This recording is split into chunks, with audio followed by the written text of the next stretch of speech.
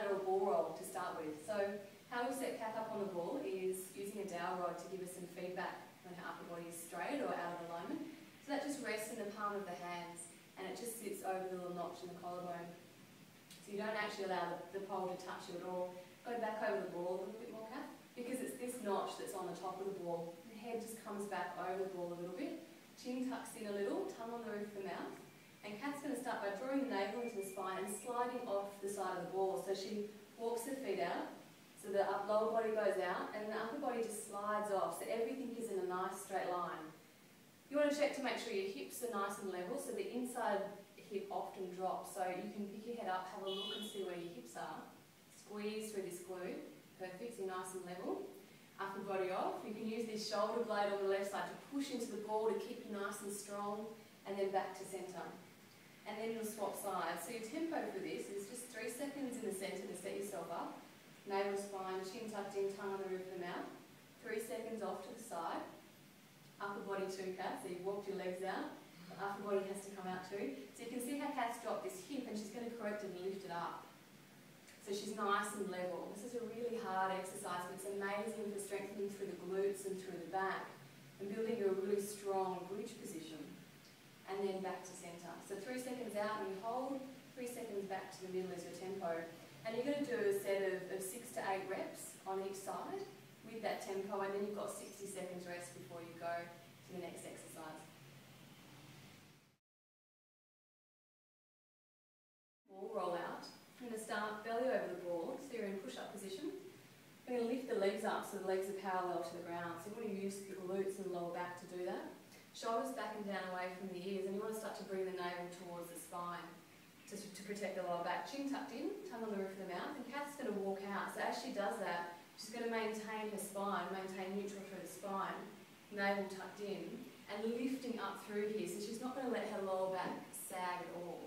Just to where she feels that she's going to, where she keep good form.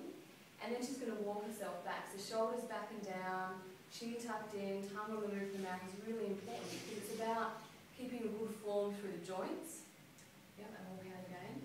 And having that alignment, because this is about strengthening all of those joint muscles and doing it with perfect form. So navel to spine, lift up through the midsection, good shoulders back and down.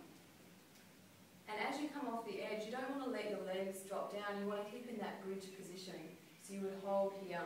So it's 5 seconds out, you stay there, 5 seconds out, and then 5 seconds back in.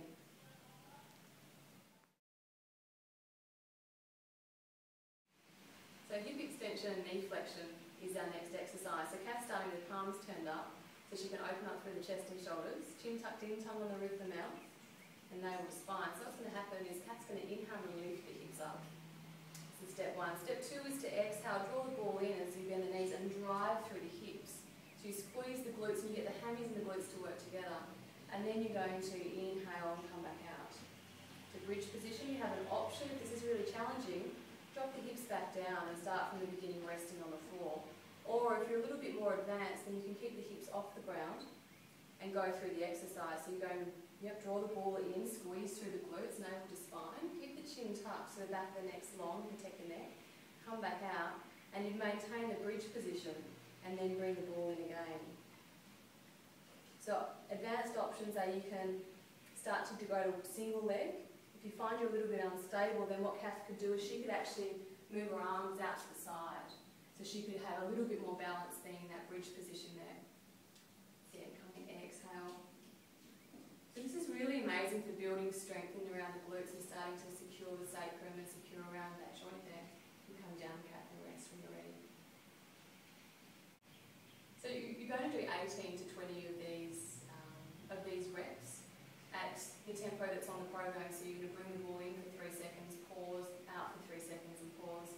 And all the tempos and rep ranges that you've been given are really specific to start to work into your tonic muscle fibres, which are postural stabilisers of the body. So they allow that endurance capacity around the joint to start to stabilise you. If you do these exercises too fast, you don't do a 2 to 3 minute set of them, then what happens is you start to work the outer muscles, which is not the object of this program. It's to start to work intrinsic stability and joint stability.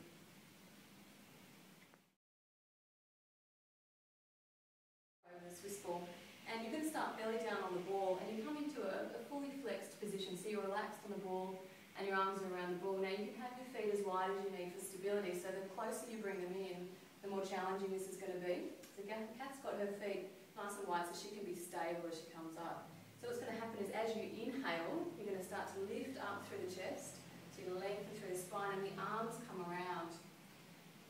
Beautiful, back to the hands together. And you want to make sure you stay with your chin tucked in the back nice and long. So that's been an instruction all the way through, because you want to train with the back of the neck, or with the neck in neutral. And how you get that is by tucking the chin and lengthening out through the back of the neck. And tongue on the roof of the mouth will start to stabilise the neck. So it's like your inner core for your neck, the little muscles that come out from the little spinous processes, the little transverse processes, come out and attach into the back of the tongue and palate. And they'll stabilise your neck with that tongue resting position. So you'll hold for 10 seconds up here, and then you'll start to lower yourself down. So you'll exhale, start to lower yourself down, and just allow yourself to have a complete rest at the bottom for a second, and then inhale, come back up again. So scoop up through the chest, because it's about working through this part of the back to start to get that strength behind the shoulder blades.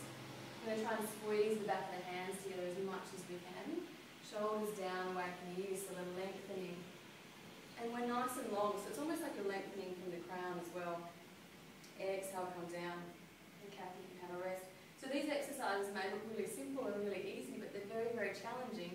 And they're very challenging when you do them at the right tempo, in the correct technique. So you're going to do another 2 to 3 minute set, and you're going to keep the tempo of 10 seconds when you have that hold at the top. And come down and have a breather. And you can have a little bit more of a breather, or a little bit less time at the top holding it if it's challenging. So the last exercise in your program is called a flutter kick, which really does feel like look like you're doing nothing until you actually do the exercise. So again, your belly over the body, you're going to be in a press position, shoulders back and down away from the ears. And what Kath's going to do is lift up her legs, so she's in a nice bridge position with legs parallel to the floor. And just stretch her arms out in front of her so she comes to balance on the fingertips. So you can either go on the fingertips or on one finger, because the ball takes your weight. The weight isn't on your hands. Shoulders back and down away from the ears. Again, tuck the chin, tongue on the roof of the mouth. And we pull the navel away from the ball, so we bring it back towards the spine. And Kath's going to kick. So that's all the exercise is. It's just this little flutter kick. And they're small kicks, but they're quite powerful. And she's going to keep her legs straight while she does this. Now, often when you start doing this exercise, you bend the knees, so you just have to keep readjusting, and you might have to do a slower tempo. You might find that one's a bit more cooperative than the other side. But the legs stay straight, and you start to working through the glutes, but the main muscle that you're working in through here is multifidus, which is your deepest stabiliser of the lumbar spine. And again, this is a 2 to 3 minute set, so you might want to put a watch down in front of you so you can see how you go. If you need to rest at any time, you can. You never want to work through pain, because you will feel that this will work the lower back and through the glutes. Or you may even feel it in the hamstrings if you're weak. So you just keep adjusting your form, shoulders back and down, chin tucked in, tongue on the roof of the mouth, navel to spine. Kath has done this exercise a lot, so she's very good at it. But you still go through the processes of checking to make sure you're aligned every few seconds, because you'll fall out of it. And then when you finish, you just come down, feet on the ground, and rest. So that's the program through all of the exercises. And the tempo, again, is really specific, and the timing is really specific. If you take too much of a rest, then you won't work, you won't put the muscles under enough tension. And if you don't do the sets for long enough, then you won't give the muscles the desired response that you would like. If you have any questions, feel free